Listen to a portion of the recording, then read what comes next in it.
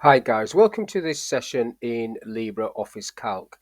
In this module, I want to talk about the difference between the AND function and the OR function.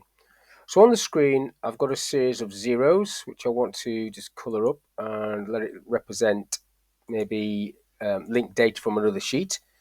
And I want to explain the AND function first of all. So the arguments in an AND function all have to be true for the AND function to return true. Otherwise, it would return false. So if I type that in this cell here, equals and open the bracket. So if I say that cell A1 must equal 0, comma, and B1 must equal 0, comma, and C1 must equal 0. Those are the three criteria. All of those must be true for this to return true.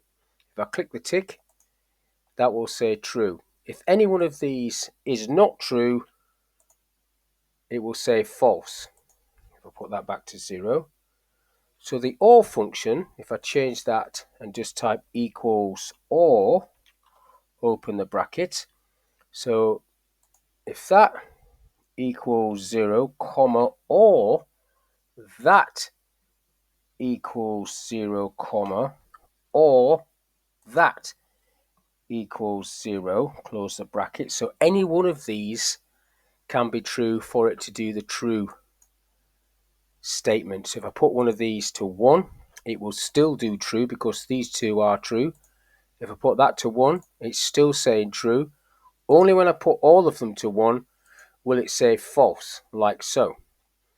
Now if I put these back to 0, what you can do is you can combine either the AND function or the OR function as part of an if. So if I do that on this one, if I go equals if, so normally on an if function you just have one argument, but with an AND you can have multiple arguments. So if I do an AND now and open the bracket, so same routine for the AND. So this is the criteria now, the test. So if A1 equals 0, comma, and B1 equals 0, comma, and C1 equals 0, close the AND bracket, do a comma, and that will come back onto the if. So if all of that is true, for example, you could put close file. If all those have to be 0, comma, if it's not true, you might want to say check file.